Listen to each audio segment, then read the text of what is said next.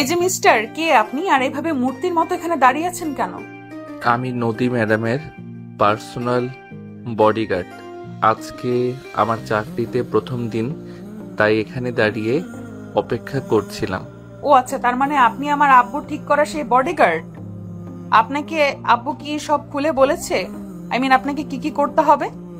না স্যার, শুধু আমাকে বলে দিয়েছে আমার ডিউটি সকাল 8টা থেকে দুপুর 2টা পর্যন্ত, আর বাকি কাজ আপনার কাছ থেকে বুঝে নিতে বলেছে। ও আচ্ছা, ঠিক আছে। তাহলে আপনি এখন আমার সঙ্গে চলুন, আমি এখন ভার্সিটিতে যাব। আর হ্যাঁ, একটা কথা, আপনি গাড়ি ড্রাইভ করতে জানেন তো? হ্যাঁ ম্যাডাম, আমি খুব ভালো ড্রাইভ করতে পারি, আপনার কোনো চিন্তা নেই। আমি আপনাকে খুব ভালোভাবেই আপনার ভার্সিটিতে পৌঁছে দিতে পারবো। আচ্ছা, আপনি কোন ভার্সিটিতে পড়েন সেটা তো জানা হলো না। আমি জাহাঙ্গীরনগর ইউনিভার্সিটিতে পড়াশোনা করি। কেন, আমার আব্বু তোমাকে এই ব্যাপারে কোনো কিছু বলেনি নাকি? না স্যার, আসলে আমাকে এই ব্যাপারে খুলে কিছুই বলেননি। উনি শুধু বলেছিলেন ওনার মেয়ের জন্য একজন বডিগার্ড প্রয়োজন, আর আমারও একটা চাকরির প্রয়োজন ছিল, তাই আমি কোনো কিছু জিজ্ঞাসা না করেই চাকরিটা নিয়ে নিয়েছি। তাছাড়া আপনার আপু আমাকে খুব ভালো একটা বেতন দেবেন, তাই। আচ্ছা ঠিক আছে, এখন চলো, তোমার সঙ্গে বাকি কথা পরে বলবো। এখন আমার ভার্সিটির টাইম হয়ে গেছে, আগে ভার্সিটি যেতে হবে, তারপর ভার্সিটি থেকে ফিরে এসে তোমার সঙ্গে গল্প করব। এই বলে নদী আর সাগর দুজনেই ভার্সিটির উদ্দেশ্যে রওনা দিল। সাগর গাড়ি ড্রাইভ করছে আর নদী সেটা ভালো করে লক্ষ্য করছিল। নদীর লক্ষ্য করছিল যে সাগর ঠিকঠাক মতো গাড়ি ড্রাইভ করতে পারে কিনা। সাগর খুব ভালোভাবেই গাড়ি ড্রাইভ করছে। এটা দেখে নদী সাগরকে বলল, তুমি তো খুব ভালোই করে ড্রাইভ করতে পারো। তুমি কি এর আগেও অন্য কোথাও ড্রাইভারের চাকরি করেছো নাকি? না ম্যাডাম, এটা আমার প্রথম। তবে ছোটবেলা থেকেই গাড়ি চালানো আর ড্রাইভিংয়ের প্রতি আমার অনেক আকর্ষণ ছিল, তাই খুব ভালোভাবে ড্রাইভিংটাকে রপ্ত করতে পেরেছি, আর সেজন্যই ভালো মতো গাড়ি চালাতে পারি। আমার ড্রাইভিং আপনার পছন্দ হয়েছে? হ্যাঁ, খুব পছন্দ হয়েছে, আর সেই সঙ্গে তোমাকেও খুব পছন্দ হয়েছে। আপনি কি বলেন আমি ঠিক বুঝতে পারিনি। এটাই বললাম যে তুমি খুব ভালো কথাও বলতে পারো। তোমার কথা বলার উদাহরণও আমার বেশ ভালোই পছন্দ হয়েছে। তোমাকে দেখে মনেই হচ্ছে না যে তুমি কোনো গরিব ঘরের ছেলে আর ড্রাইভিং করে নিজের রোজগার করতে চাও। তোমাকে দেখে মনে হচ্ছে তুমি যেন উচ্চবিত্তশীল কোনো ফ্যামিলির ছেলে, আর খুব ভদ্র ফ্যামিলির ছেলে।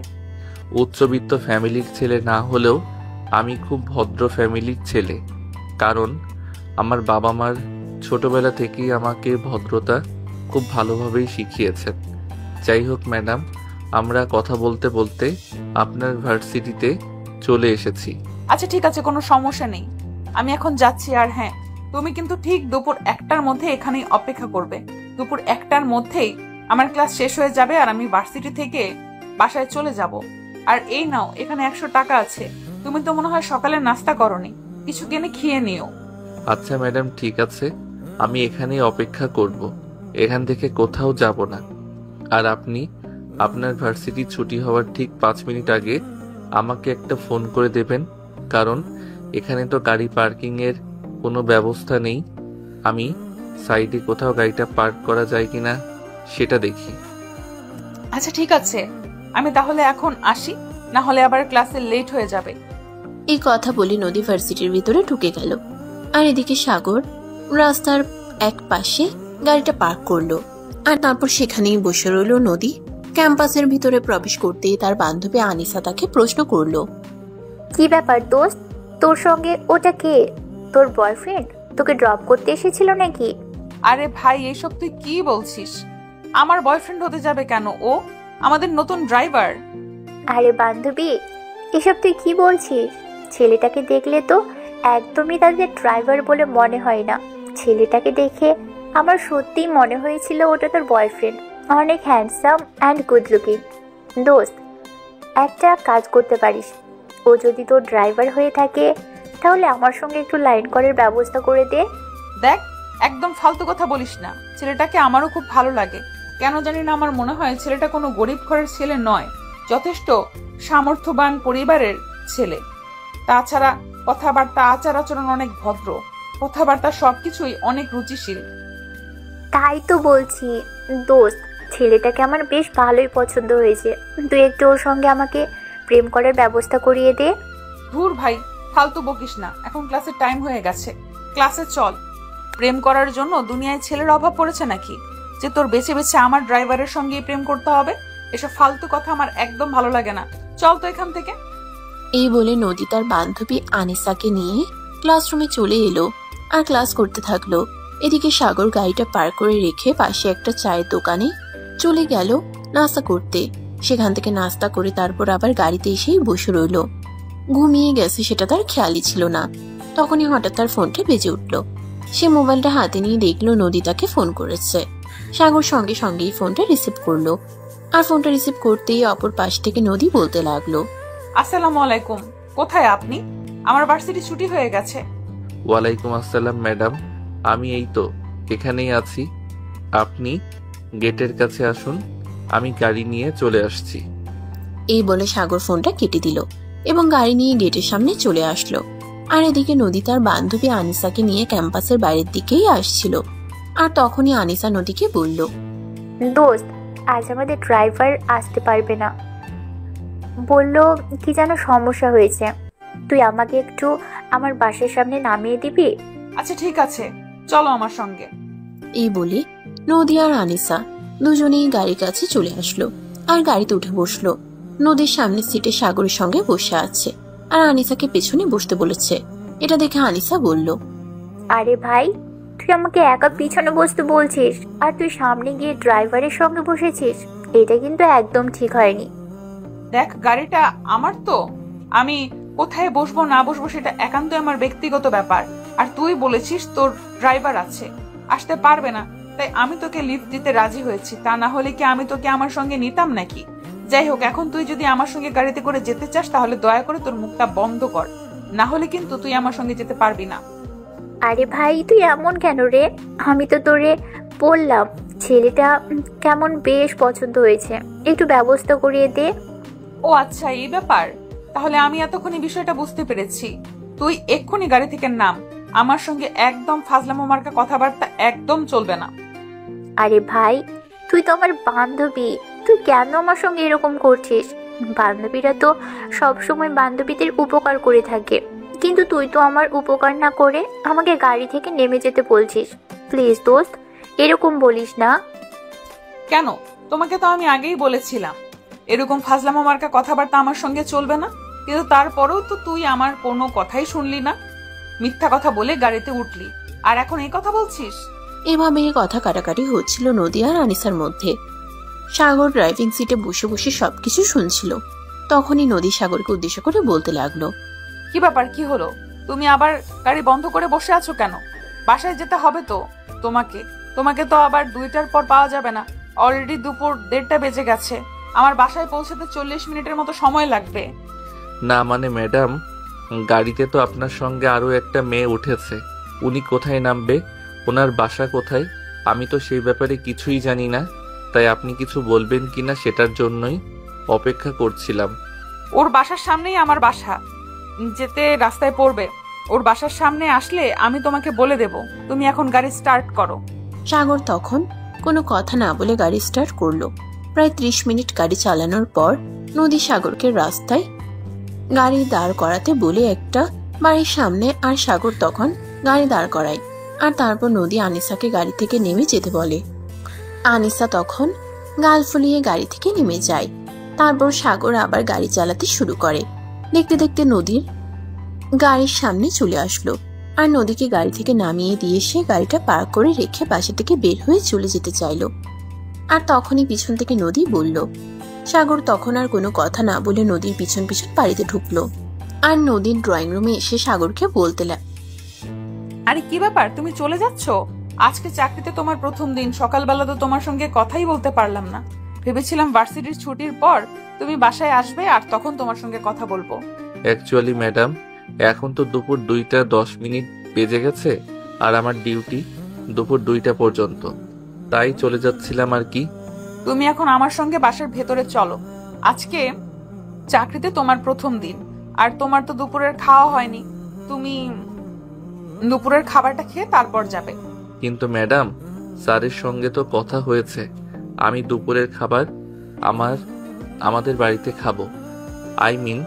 আমি বাইরের খাবার খুব একটা খাই না। তাছাড়া আমার তো মনে হয় আপনাদের বাড়িতে আপনারা কাজের লোক দিয়ে রান্না করেন, আবার আবার বাইরের লোকের হাতে রান্না খেতে খুব একটা ভালো লাগে না। ও আচ্ছা, এই ব্যাপার। ঠিক আছে, কোনো সমস্যা নেই। তুমি আসো, আমি তোমাকে আমার নিজের হাতে রান্না করে খাওয়াবো।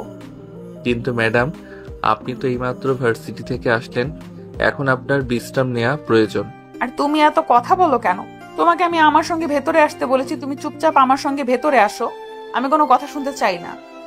সাগর তখন আর কোনো কথা না বলে নদীর পিছন পিছন বাড়িতে ঢুকলো, আর নদীর ড্রয়িং রুমে এসে সাগরকে বসতে বলল।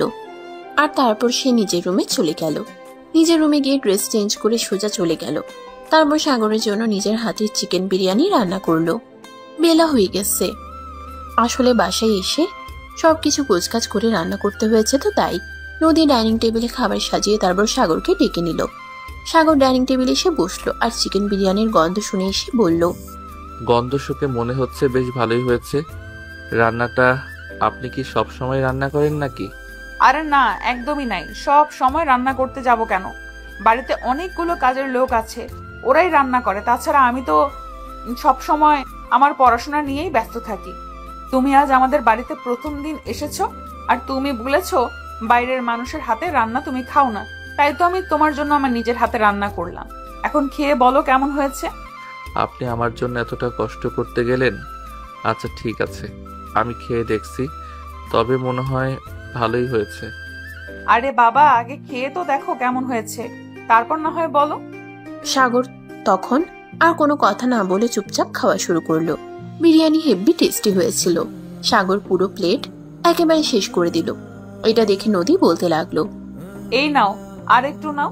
আমার মনে হয় তোমার কাছে এটা খুব ভালো লেগেছে। হ্যাঁ ম্যাডাম, আপনি একদম ঠিক কথাই বলেছেন, এটা অনেক ভালো লেগেছে। তাছাড়া আমার তো মনে হচ্ছে এটা কোনো পাকা রাঁধুনির হাতের রান্না। হয়েছে, এত প্রশংসা করতে হবে না, এখন চুপচাপ খেয়ে নাও।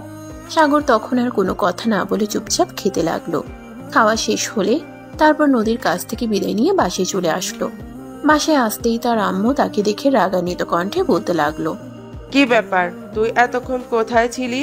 সকালবেলা ঘুম থেকে উঠে কাউকে কিছু না বলে কোথায় চলে গেছিলি? আমার একটা কাজ ছিল, কাজ করতে গিয়েছিলাম। আর হ্যাঁ, আব্বুকে বলে দিও এখন থেকে আর আমাকে বসিয়ে বসিয়ে খাওয়াতে হবে না। আমি একটা চাকরি জোগাড় করেছি, এখন থেকে আমি চাকরি করেই খেতে পারবো। মানেটা কি? কি বলছিস? আমি তো কিছুই বুঝতে পারছি না। আর তুই এতক্ষণ কোথায় ছিলি সেটা অন্তত আমাকে বল। আমি সে কখন থেকে তোকে ফোন দিচ্ছিলাম, কিন্তু তোর ফোন বারবার সুইচ অফ বলছিল। কি সমস্যা তোর? বললাম না আমি একটা চাকরি জোগাড় করেছি, আর চাকরি করতে গিয়েছিলাম। তোমরা তো আমাকে প্রতিদিন খোটা দাও, আমি তোমাদের কামাই বসে বসে খাই, নিজে কিছু করে খেতে পারি না কেন? ও আচ্ছা, এ কথা আমরা সব সময় তোকে মজা করেই কথাটা বলি, আর সেজন্য তুই চাকরি করতে চলে যাবি? তুই আমাদের একমাত্র সন্তান, আমাদের অর্থবিত্ত, টাকা পয়সা কোনটার কমতি আছে যে তোকে বাইরে গিয়ে চাকরি করে খেতে হবে? না, ওই যে আমি পড়াশোনা করতে চাই, আর তোমরা সব সময় বলো পড়াশোনার পাশাপাশি ব্যবসার দেখাশোনা করতে। আমি ব্যবসার ব পর্যন্ত বুঝি না, আর সেখানে ব্যবসা করব কিভাবে? তাই আর তোমাদের সঙ্গে ঝামেলা না করে চাকরি করতে চলে গিয়েছি। আর হ্যাঁ, আব্বুকে বলে দিও আমি মাসে 40,000 টাকা বেতন পাবো, আর আমার ডিউটি মাত্র 6 ঘন্টা। আরে বাবা, এসব থেকে কি বলছিস? তোর কি মাথা খারাপ হয়ে গেছে নাকি? যেখানে তোর বাবার কোম্পানিতে কয়েক হাজার শ্রমিক কাজ করে, আর সেখানে তুই কিনা অন্য কোথাও গিয়ে চাকরি করবি, তাও আবার 40,000 টাকা বেতনে?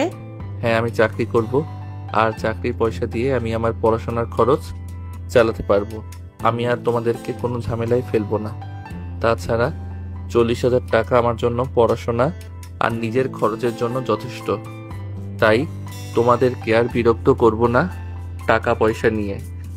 আরে ভাইয়া, এসব তুই কি বলছিস? তোর কি মাথা খারাপ হয়ে গেছে নাকি? আব্বু না হয় মজা করে এসব কথা বলে, আর তাই বলে তুই বাইরে চাকরি করতে চলে যাবি? ভাইয়া, এরকম করিস না, আব্বু শুনলে কিন্তু খুব রাগ করবে। সে যা ইচ্ছা তাই করুক, তাতে আমার কিছুই যায় আসে না। আমি কারোর কোনো কথা শুনবো না। আমি আমার মতোই চলবো, বুঝতে পেরেছিস? ভাইয়া, আমার মনে হয় সত্যি তোর মাথা খারাপ হয়ে গেছে।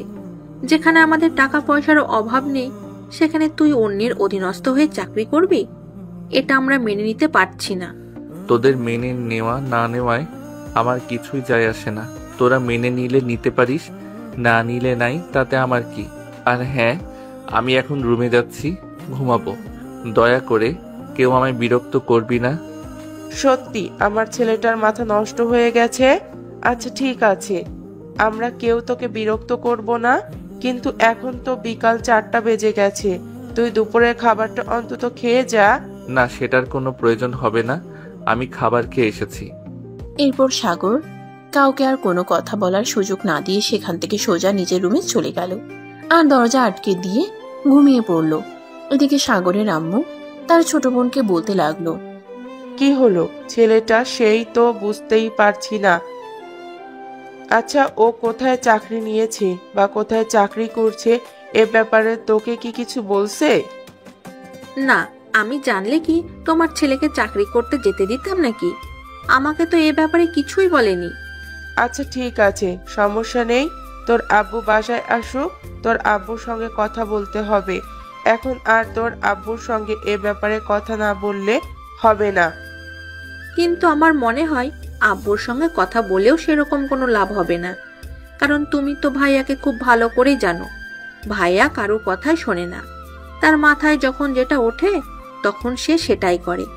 আশেপাশের মানুষ তাকে কি বলল না বলল সে ব্যাপারে সে বিন্দু মাত্র পরোয়া করে না। এইভাবেই মা নিয়ে কথা বলতে লাগলো। কিছুক্ষণের মধ্যেই সাগরের আব্বু অফিস থেকে বাসে ফিরে আসলো। সাগরের আম্মু আর তার ছোট বোন দুজনেই ড্রয়িং রুমে চিন্তিত মনে বসেছিল। এটা দেখে সাগরের আব্বু বলল, কি ব্যাপার, কি হয়েছে? তোমরা মা মেয়ে এভাবে এখানে চিন্তিত হয়ে বসে আছো কেন? কোনো সমস্যা হয়েছে নাকি? সমস্যা হয়েছে কি না এটা তুমি আমাদেরকে জিজ্ঞাসা করছো? তুমি ছেলেটাকে প্রতিদিন বলতে পড়াশোনার ফাঁকে ব্যবসার দেখাশোনা করতে, কিন্তু ছেলে ব্যবসা করবে না, তাই এখন সে অন্যত্র চাকরি নিয়েছে। তাহলে তো ভালোই হয়েছে। অনার্স থার্ড ইয়ারে পড়াশোনা করা ছেলেটাকে যখন বললাম ব্যবসার দেখাশোনা করতে, সে পারবে না, এখন সে অন্যের ওখানে গিয়ে চাকরি করতে পারবে। তাহলে এখানে আমার আর কি বলার আছে? তোমার ছেলের যা ভালো মনে হয় তাই করতে দাও, কারণ তোমার ছেলে তো এখন বড় হয়ে গেছে। তুমি কেমন বাবা সেটাই বুঝতে পারছি না। যেখানে তোমার ছেলে তোমার সঙ্গে রাগ করে অন্যর চাকরি করছে, আর সেখানে তুমি কিনা বলছো ভালোই হয়েছে, যাও, তোমাদের সঙ্গে আমি আর কোনো কথাই বলবো না। তোমাদের যার যেটা ভালো মনে হয় তোমরা সেটাই করো। সাগরের আব্বু তখন আর কোনো কথা না বলে সেটা নিজের রুমে চলে গেলেন। তারপরও ফ্রেশ হয়ে বিছানায় শুয়ে বিশ্রাম নিতে লাগলেন। আর এদিকে সাগর ঘুম থেকে উঠলো রাত প্রায় 8টার দিকে। তারপর টেবিলে বসলো পড়াশোনা করতেই। পড়াশোনা শেষ হলে ডাইনিং টেবিলে চলে গেল রাতের খাবার খেতে। তার আম্মু তাকে খাবার দিল, আর সে খাবার খেয়ে কারো সঙ্গে কোনো কথা না বলে নিজের রুমে চলে আসে। রাত 11টার মতো হবে বাজে। তখন বিছানায় শুয়ে শুয়ে মোবাইল টিপাটিপি করছিল, আর তখনই হঠাৎ তার মোবাইলে একটা ফোন আসে। মোবাইলের দিকে তাকিয়ে দেখলো নদী তাকে ফোন করেছে। এত রাতে নদী তাকে কেন ফোন করলো এই কারণটা যে কোনোভাবেই বুঝতে পারছে না। তারপরে সে ফোনটি রিসিভ করলো। ফোন রিসিভ করতেই সাগর অপর প্রান্ত থেকে শুনতে পেল, কি হলো, কি করছো তুমি? ম্যাডাম, এই তো সবেমাত্র রাতের খাবার খেয়ে আসলাম, এখন বিছানায় শুয়ে আছি, কিছুক্ষণের মধ্যেই ঘুমিয়ে পড়ব। কিন্তু আপনি হঠাৎ এত রাতে ফোন দিলেন কেন? কোনো সমস্যা হয়েছে নাকি? না, এমনি হঠাৎ কেন জানি না তোমার কথা মনে পড়লো, তাই তোমাকে ফোন দিলাম। ভাবলাম তোমার সঙ্গে একটু কথা বলে নেওয়া যাক। ও আচ্ছা, এই ব্যাপার। আপনি কি করছিলেন? রাতের খাবার খেয়েছেন? না, আমি তো রাতের খাবার খাই না। এমনিতেই আমার রাতের খাবার খেতে ভালো লাগে না। তাছাড়া শরীর স্বাস্থ্য অনেকটা বেড়ে গেছে, তাই ভাবছি ডায়েট করব, আর সেজন্য 1 মাস ধরে রাতের খাবার খাওয়া বাদ দিয়েছি। কিন্তু ম্যাডাম, আপনার শরীর তো ঠিকই আছে, তাই আমার মনে হয় রাতের খাবার অ্যাভয়েড করা একদমই উচিত হচ্ছে না। তাছাড়া রাতের খাবার না খেলে আমাদের শরীরের রোগ প্রতিরোধ ক্ষমতা হ্রাস পায়। তাই আমি বলি কি, আপনি রাতের খাবারটা খেয়ে তারপর ঘুমাবেন। আচ্ছা ঠিক আছে, সমস্যা নেই। তুমি যখন বলছো তাহলে এখন থেকে আমি প্রতিদিন রাতের খাবার খেয়ে তারপর ঘুমাবো। আচ্ছা একটা কথা বলো, আমি আবার এত রাতে তোমাকে ফোন দিয়ে বিরক্ত করলাম না তো? আরে না ম্যাডাম, আমি তো এখনো ঘুমাইনি। এখনো বিছানায় শুয়ে শুয়ে মোবাইল টিপাটিপি করছিলাম, আর তখনই আপনি ফোন দিলেন। আচ্ছা ঠিক আছে, তুমি তাহলে ঘুমাও, আমি এক্ষুনি রাতের খাবার খেয়ে আসবো আর তারপর ঘুমিয়ে যাব। আচ্ছা ঠিক আছে, তাহলে এখন থেকে প্রতিদিন রাতের খাবার খাবেন। কখনোই রাতে খাবার খাওয়া মিস দিবেন না, কারণ রাতের খাবার আমাদের শরীরের জন্য অনেকটা উপকারী। এরপর দুজনে কথা বলা শেষ করলো। সাগর বিছানায় শুয়েছিল আর সেখানেই ঘুমিয়ে পড়ল। অপরদিকে নদী রাতের খাবার খেয়ে নিল আর তারপর নিজের রুমে এসে শুয়ে পড়ল। পরদিন সকালবেলা ঘুম থেকে উঠে সাগর ফ্রেশ হয়ে বাসা থেকে বের হতে যাবে, তখনই পেছন থেকে তার আম্মু বলতে লাগলো, দেখ বাবা, আমি তোর আম্মু হয়ে তোকে বলছি, তুই এরকমটা করিস না। অন্যর চাকরি করিস, এটা যদি বাহিরের মানুষ জানতে পারে তাহলে তোর বাবার মান ইজ্জত কোথায় যাবে? দেখো, আমি কাজ করে পয়সা ইনকাম করছি না যাতে আমার বাবার মান ইজ্জত চলে যাবে। মান ইজ্জত তো তখন চলে যায় যখন কেউ চুরি, ডাকাতি, ছিনতাই, রাহাজানি এগুলো করে। তাই আমাকে নিয়ে তোমাদের অযথাই টেনশন করতে হবে না। আমি এমন কোনো কাজ করব না যাতে তোমাদের মান ইজ্জত যাবে। এরপর সে তার আম্মুকে আর কোনো কথা বলার সুযোগ না দিয়ে বাসা থেকে বের হয়ে গেল। নদীর বাসার সামনে এসে দাঁড়িয়ে আছে। তখন সকাল 9:30 মতো বাজে, কিন্তু নদী এখনো বাসা থেকে বের হয়নি। তাই সাগর বাসার কলিং বেলে চাপ দিল। কিছুক্ষণ পর নদীর আব্বু এসে দরজা খুলে দিল। সাগর নদীর আব্বুকে দেখে সালাম দিয়ে নদীর ব্যাপারে জিজ্ঞাসা করলো। আসসালামু আলাইকুম স্যার, নদী ম্যাডাম কোথায়? ওনার তো ভার্সিটি টাইম হয়ে গেছে, উনি এখনো বাসা থেকে বের হননি কেন? ওয়ালাইকুম আসসালাম। আমি তো বলতে পারছি না, আমি তো এইমাত্র ঘুম থেকে উঠলাম। তুমি একটু ড্রয়িং রুমে এসে বসো, আমি নদীকে ডেকে দিচ্ছি। আচ্ছা আঙ্কেল, ঠিক আছে, আমি এখানে বসছি। এই বলে নদীর আব্বু নদীর রুমের দিকে যেতে যাবে, তখনই নদীর রুম থেকে বের হলো আর সাগরকে দেখিয়ে বলতে লাগলো, আই এম সরি, আসলে আমার ঘুম থেকে উঠতে লেট হয়ে গেছে। যাই হোক, এখন চলো তাড়াতাড়ি, তা না হলে ভার্সিটিতে লেট হয়ে যাবে। সাগর তখন কোনো কথা না বলে নদীকে নিয়ে বাসা থেকে বের হয়ে গেল আর তারপর অন্যদিকে ভার্সিটিতে পৌঁছে দিল। আর এরপর এভাবেই চলছিল। প্রতিদিন সকালবেলা ঘুম থেকে উঠে নদীর বাসার সামনে চলে আসা, তারপর নদীকে নিয়ে ভার্সিটিতে যাওয়া, মাঝখানে নিজের পড়াশোনা। সেদিন রাত আনুমানিক তো 1টার মতো বাজে। সাগর ঘুমিয়ে পড়েছে। ঘুমের মতোই সে তার ফোনের রিংটোনের আওয়াজ শুনতে পেল। সে মোবাইলের স্ক্রিনের দিকে না তাকিয়ে ফোনটা রিসিভ করলো আর ফোন রিসিভ করতেই অপর পাশ থেকে শুনতে পেল, কি ব্যাপার সাগর, আজ আমি ফোন দিলাম না বলে তুমি আমাকে ফোন দাওনি? কি ব্যাপার সাগর, আজ আমি ফোন দিলাম না বলে তুমি আমাকে ফোন দাওনি? ম্যাডাম, আমি আসলে ঘুমিয়ে পড়েছিলাম। আমি তো ভেবেছিলাম হয়তো আপনিও ঘুমিয়ে পড়েছেন, তাই আমি আর ফোন দেইনি। তুমি জানো আমি কতক্ষণ ধরে তোমার ফোনের জন্য অপেক্ষা করছি?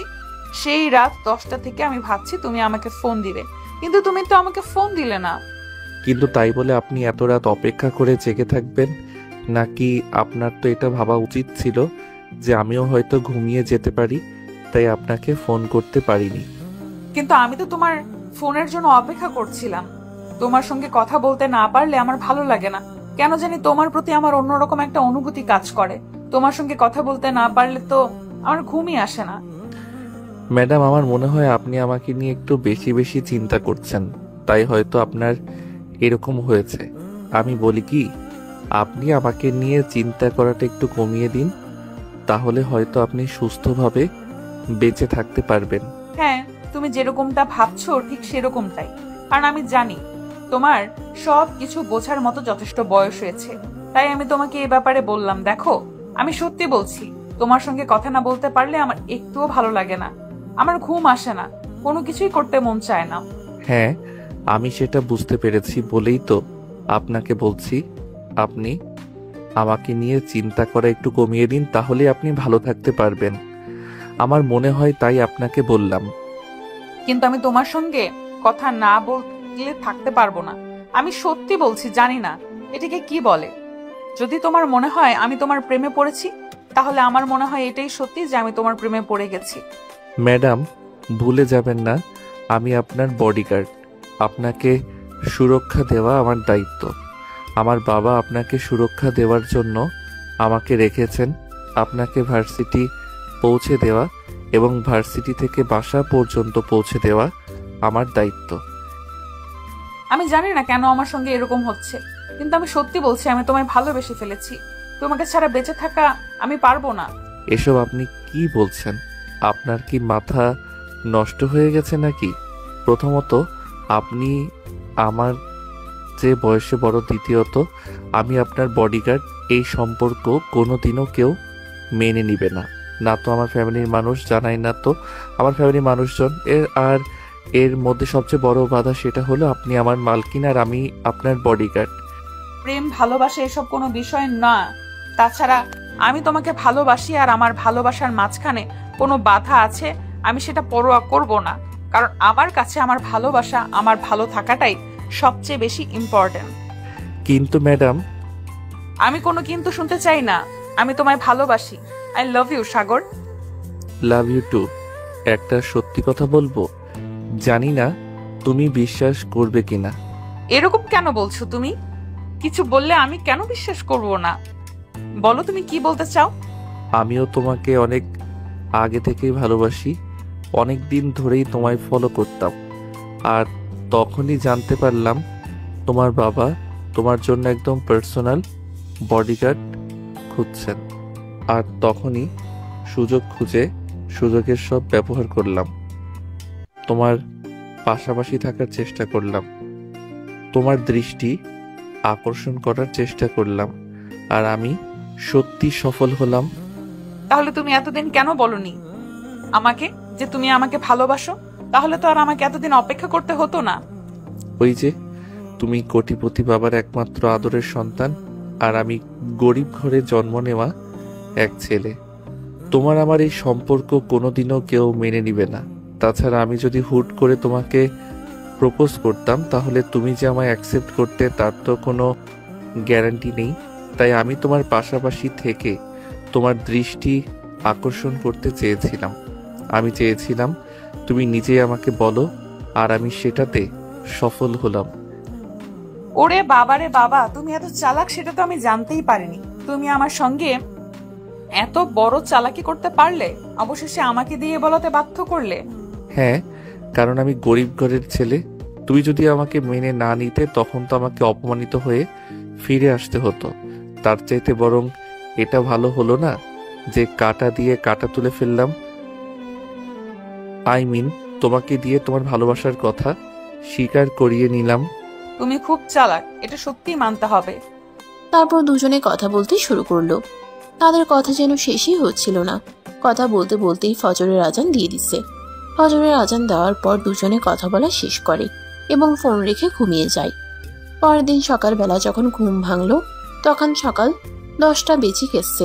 ঘুম থেকে উঠে সাগর তাড়াতাড়ি করে ফ্রেশ হয়ে বাড়ি থেকে তাড়াহুড়ো করে বের হয়ে নদীর বাড়ি নিয়ে চলে গেল।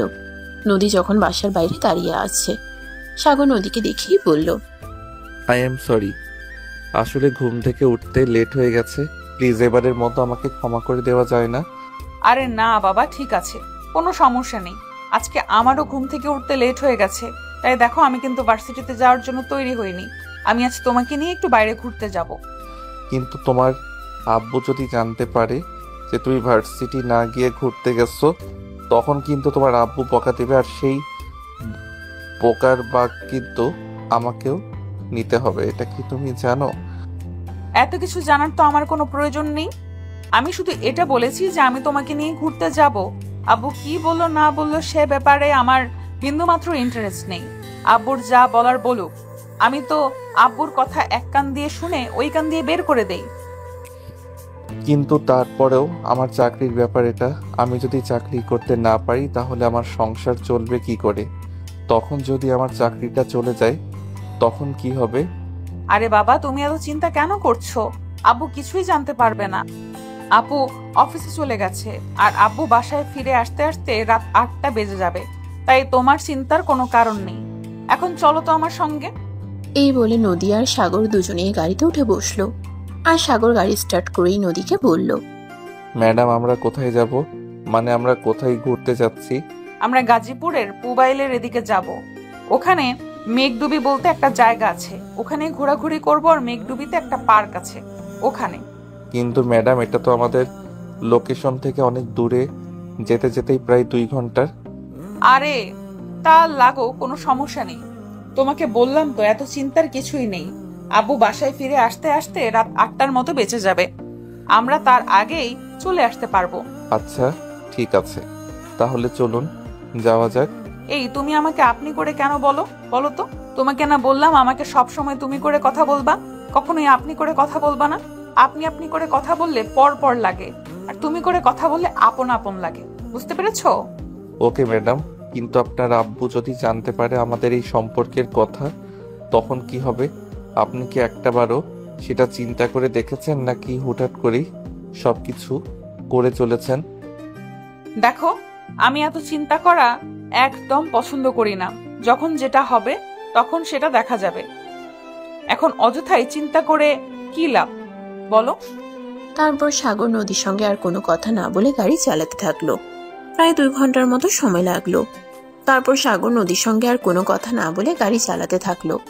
প্রায় 2 ঘন্টার মতো সময় লাগলো পুবাইলের মেঘডুবিতে এসে পৌঁছাতে।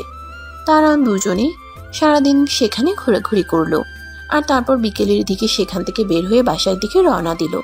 আর তখনই নদী বলতে লাগলো, ভালো একটা রেস্টুরেন্ট থেকে তার সামনে গাড়িটা তাই করাবো। সারাদিন তো তেমন কিছুই খাওয়া হলো না, ফুচকা, ঝালমুড়ি, চকলেট, আইসক্রিম এগুলো ছাড়া। ম্যাডাম সন্ধ্যা হয়ে গেছে, এখন যদি রেস্টুরেন্টে খাবার খেতে ঢুকে তাহলে তো বাসায় ফিরতে লেট হয়ে যাবে। লেট হবে না, তোমাকে যেটা বলেছি সেটা করো। তুমি রাস্তার পাশে ভালো একটা রেস্টুরেন্ট দেখে গাড়ি দাঁড় করাবে, তারপর সেখানে মিলে দুজন খাওয়া দাওয়া করে তারপর বাসায় ফিরবো। যথা আজ্ঞা মহারানী, আপনি যা বলবেন। এই বলে সাগর গাড়ি চালাতে লাগলো।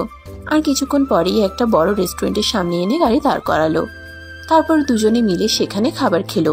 খাওয়া দাওয়া শেষ করে তারপর সাগর নদীকে তার বাসায় পৌঁছে দিল। আর তারপর রাত 9টার দিকে সে তার নিজের বাসায় গেল। বাসায় এসে কলিং বেলে চাপ দিতেই তার ছোট বোন রিয়া এসে দরজা খুলে দিল। আর তাকে দেখে বলতে লাগলো, কি ব্যাপার ভাইয়া, এতক্ষণ থেকে কোথায় ছিলি? তোর ডিউটি তো বলেছিলি সকাল 8টা থেকে দুপুর 2টা পর্যন্ত, আর এখন তো রাত হয়ে গেছে। এত রাতে তুই কোথা থেকে এসেছিস? ওরে বাবারে বাবা, এখন কি আমাকে তোর কাছেও কৈফিয়ত দিতে হবে নাকি? আমি এত রাত পর্যন্ত কোথায় ছিলাম? দেখ, আমি এখন বড় হয়েছি, আমি আমার ইচ্ছা মতো যা ইচ্ছে তাই করতে পারি। আমি কারো কাছে কৈফিয়ত দিতে বাধ্য নই। ভাইয়া, তুই আমার সঙ্গে এরকম ভাবে কথা বলছিস, সেটা তো আমি ভাবতেই পারছি না। তুই কারোর সঙ্গে এরকম আচরণ করতে পারিস? আমি তো ভুল কিছু করিনি, আমি ছেলে মানুষ, আমি যখন ইচ্ছে হয় তখন বাড়িতে ফিরবো। আমি কেন এ ব্যাপারে কারো কাছে কোনো কৈফিয়ত দিতে যাব? আই অ্যাম সরি, আমি তোকে আর কখনো এ ব্যাপারে প্রশ্ন করব না। এই বলে রিয়া কান্না করতে করতে নিজের রুমে চলে গেল। আর তখনই তার আম্মু তার রুমের পাশ দিয়ে যাচ্ছিল। রিয়াকে কান্না করতে দেখে তিনি প্রশ্ন করলেন, কি রে রিয়া, কি হয়েছে তোর? তুই এভাবে কান্না করছিস কেন? তখন তো কখনো এভাবে কান্না করতে দেখা যায় না। কেউ কি তোকে কিছু বলেছে নাকি?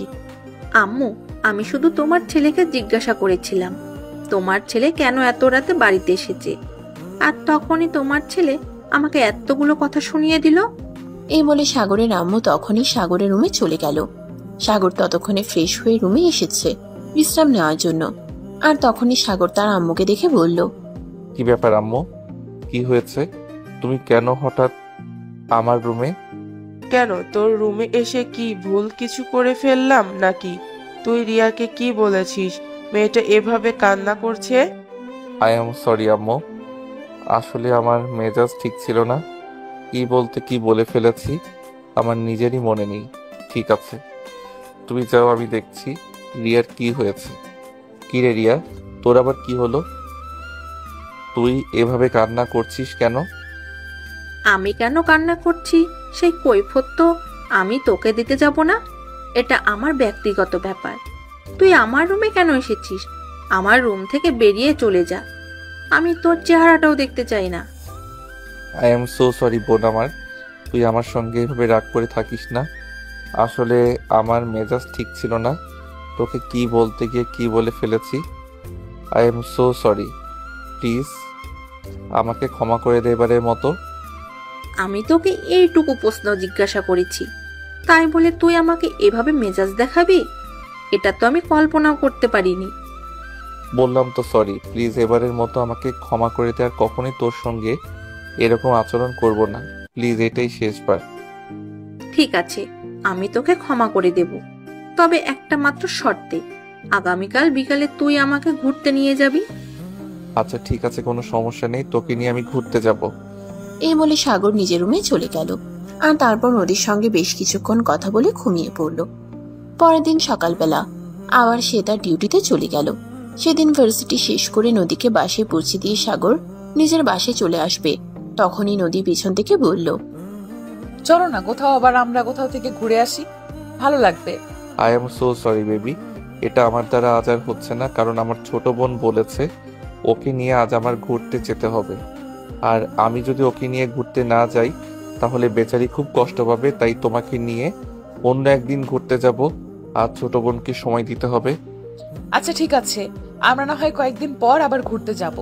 আজ তুমি তোমার ছোট বোনকে সময় দাও। Okay baby, love you so much.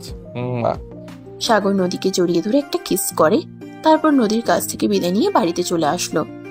বাড়িতে এসে দেখতে পেল তার ছোট বোন অনেকক্ষণ ধরে রেডি হয়ে বসে আছে।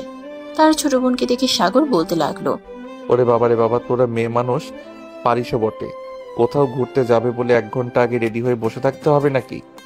দেখ ভাইয়া, তুই খুব ভালো করে জানিস আমরা মেয়ে মানুষ, আমাদের সাজুগুজু করতে অনেকক্ষণ সময় লাগে।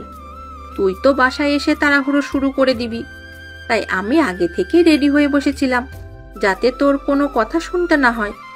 এখন চল, তা না হলে আবার বাসায় ফিরে আসতে দেরি হয়ে যাবে। এই বলে সাগর আর তার ছোট বোন রিয়া দুজনেই বাসা থেকে বের হয়ে গেল গাড়ি নিয়ে ঘুরতে। এদিকে নদী কোনো একটা জরুরি কাজে বাসা থেকে বের হয়েছিল।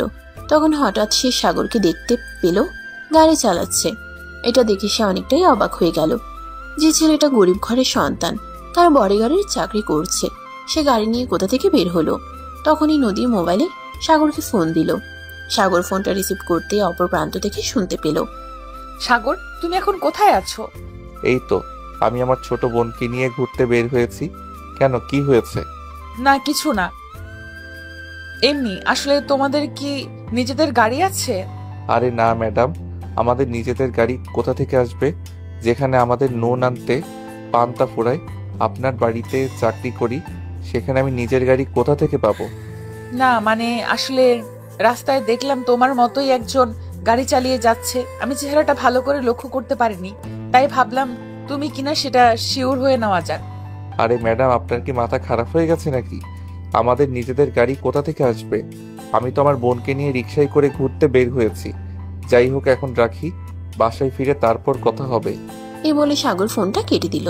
এদিকে নদীর কিন্তু সাগরের কথাগুলো মোটেও হজম হচ্ছে না।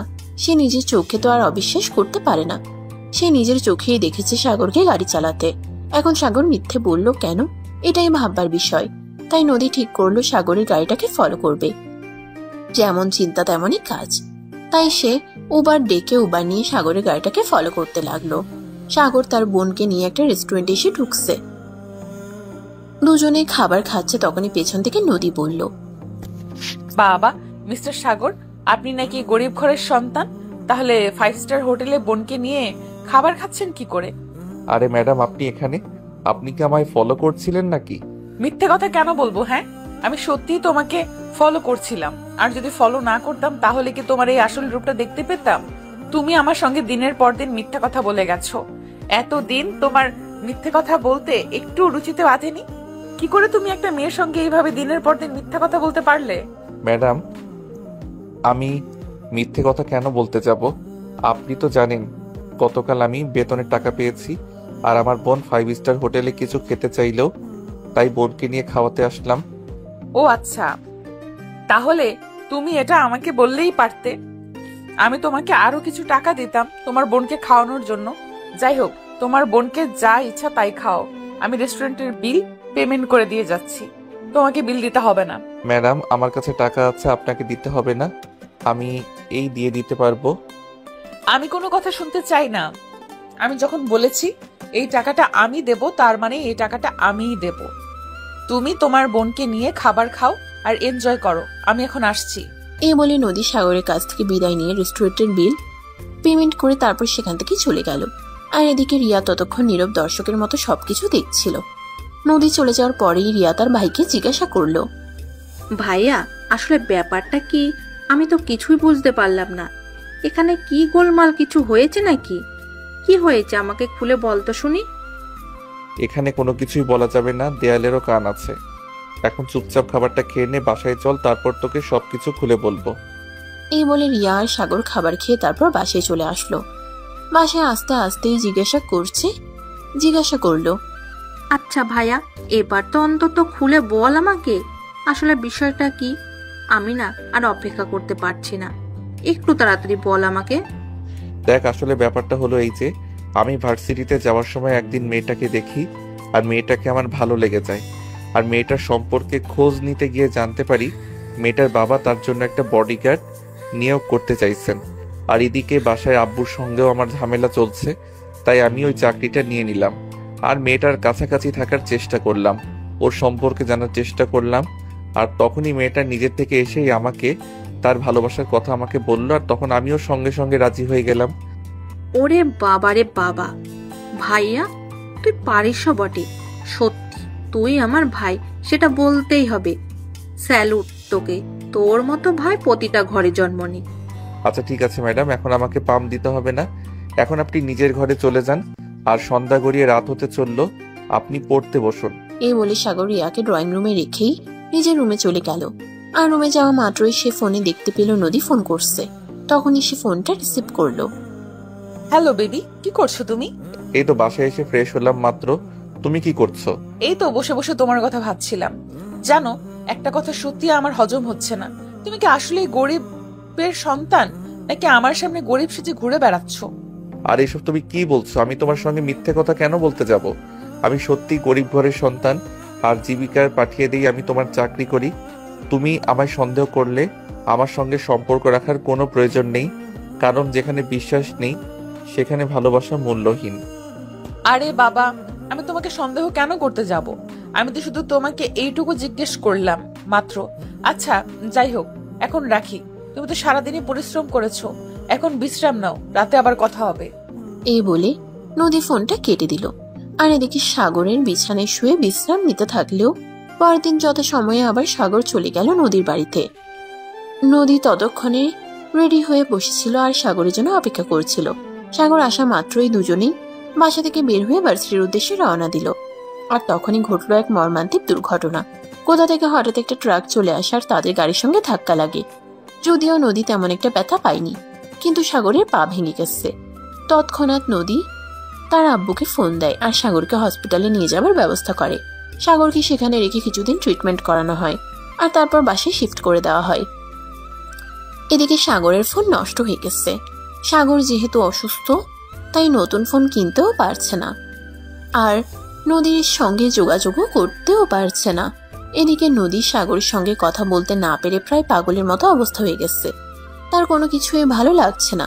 সে কখন সাগর ওর সঙ্গে কথা বলবে, কখন যা করার সঙ্গে দেখা করবে। এদিকে সাগরের ফোন নষ্ট হয়ে গেছে। সাগর যেহেতু অসুস্থ, তাই নতুন ফোন কিনতেও পারছে না আর নদীর সঙ্গে যোগাযোগ করতেও পারছে না। এদিকে নদী সাগরের সঙ্গে কথা বলতে না পেরে প্রায় পাগলের মতো অবস্থা হয়ে গেছে। তার কোনো কিছুই ভালো লাগছে না। সে কখন সাগর ওর সঙ্গে কথা বলবে, কখন সাগর ওর সঙ্গে দেখা করবে, সে নিয়েই দিন গুনছে। সে তার রুমে বসেছিল মন খারাপ করে, আর তখনই তার ভার্সিটির এক বান্ধবী তার পাশে আসে। আরে দোস্ত, তোর জন্য একটা গরম খাবার নিয়ে এসেছি। আরে নিশি, তুই এখানে হঠাৎ? আবার আমার জন্য কিসের গরম খবর নিয়ে আসলি? হ্যাঁ দোস্ত, আমি একদম ঠিক কথাই বলছি। আমি তোর জন্য বিশাল একটা গরম খাবার নিয়ে এসেছি। তোর যে বডিগার্ড আছে তার সম্পর্কে আমি একটু খোঁজ নিয়েছিলাম আর সবকিছু জানতে পেরেছি। আর সব চাইতে বড় কথা, খুবই চাঞ্চল্যকর একটা তথ্য জানতে পেরেছি। আরে ভাই, এত ঘুরিয়ে পেঁচিয়ে কথা না বলে কি হয়েছে সেটা সরাসরি বললেই তো পারিস। এত ঝামেলা করে কথা বলার কি আছে? হ্যাঁ রে ভাই বলছি শোন, সাগর কোনো সাধারণ ঘরের সন্তান নয়। সে কোটিপতি বাবার একমাত্র ছেলে। ঢাকা শহরের নামকরা একজন বিজনেসম্যানদের মধ্যে একজন তার বাবা। আরে এইসব তুই কি বলিস? তোর কি মাথা খারাপ হয়ে গেছে নাকি? আমার মনে হয় তুই ভুল ইনফরমেশন পেয়েছিস। আরে না ভাই, আমি ভুল ইনফরমেশন কেন আনতে যাবো? কারণ আমি নিজেই সবটা তদন্ত করে তারপর তোকে বলছি। আরে ভাই, তুই আবার গোয়েন্দাগিরি কবে থেকে শুরু করলি? তুই গোয়েন্দাগিরি শুরু করেছিস সেটা আমাকে বললি না কেন? নদী, আমি যা বলছি একদম সত্যি কথা বলছি। আমি একটু তোর সঙ্গে ফাজলামো করছি না, যেটা সত্যি সেটাই বলছি। সে কোনো সাধারণ ঘরের ছেলে নয়। ঢাকা শহরের নামকরা ব্যবসায়ী রুহান চৌধুরীর একমাত্র ছেলে সাগর। ঠিক আছে, আমি কিছুক্ষণের জন্য তোর এই কথাটা মেনে নিলাম, কিন্তু তোর কাছে কি এমন প্রমাণ আছে যে সাগর বিশিষ্ট ব্যবসায়ী রুহান চৌধুরীর একমাত্র সন্তান? গতকাল সাগরের ছোট বোন রিয়ার জন্মদিন ছিল, আর আমার বাবা রুহান চৌধুরী খুব ভালো বন্ধু। সেই কারণে উনি আমাদের ফ্যামিলি ইনভাইট করেন, আর আমরা সেখানে গিয়ে সবকিছু জানতে পারি। তুই সত্যি বলছিস তো, নাকি ভুল কিছু দেখেছিস? না রে ভাই, আমি ভুল কিছু একদমই বলিনি। তুই আমার ভালো বন্ধু, তোকে মিথ্যা কথা বলে তো আমার কোনো লাভ নেই। কারণ আমি খুব ভালোভাবে জানি তুই ছেলেটার সঙ্গে সম্পর্ক জড়িয়েছিস। তুই নিজে না বললেও আমি যেভাবেই হোক এটা জানতে পেরেছি, তাই মনে করলাম এগুলো তোকে বলা প্রয়োজন। তুই যখন ওদের বাড়িতে গিয়েছিস তাহলে তো তুই ওদের পারিস, ঠিকানা নিশ্চয়ই জানিস। ঠিক আছে, তুই আমাকে নিয়ে চল, আমি নিজের চোখে সবকিছু দেখতে চাই। ঠিক আছে, তুই যখন আমার কথা বিশ্বাসে করছিস না, তাহলে চল আমার সঙ্গে। নিজের চোখে সবকিছু দেখবি, আর নিজের চোখে সবকিছু দেখার পর যদি তোর মনে হয় আমি সত্যি কথা বলিনি, তাহলে তো আর আমার কিছু করার নেই। তবে তার আগে তুই চল আমার সঙ্গে। হ্যাঁ, তাই চল, কারণ সাগর আমাকে এইভাবে মিথ্যা কথা বলতে পারে না। তুই আমার সঙ্গে চল, আমি নিজের চোখে সবকিছু দেখতে চাই। এ বলে নদী আর নিশি দুজনেই সাগরের বাড়ির উদ্দেশ্যে রওনা দিল। আর তারপর কিছুক্ষণের মধ্যেই তারা তাদের বাড়িতে পৌঁছে গেল। নদী দরজায় দাঁড়িয়ে কলিং বেলে চাপ দিল, আর কিছুক্ষণ পর রিয়া এসে দরজা খুলে দিল। রিয়াকে দেখে নদী বলতে লাগলো, আমি যদি খুব বেশি ভুল না করে থাকি, তাহলে তুমি আমার থেকে সেদিনকার সেই মেয়েটা যে সাগরের সঙ্গে রেস্টুরেন্টে খাবার খেতে গিয়েছিলে। হ্যাঁ আপু, আপনি একদম ঠিক ধরতে পেরেছেন। আমি রিয়া, আপনার বডিগার্ডের ছোট বোন।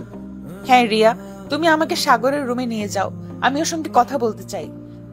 ভাইয়া তো এখন ঘুমাচ্ছে, আর ডক্টর বলেছে ভাইয়া যখন ঘুমায় তখন যেন তাকে কেউ বিরক্ত না করে।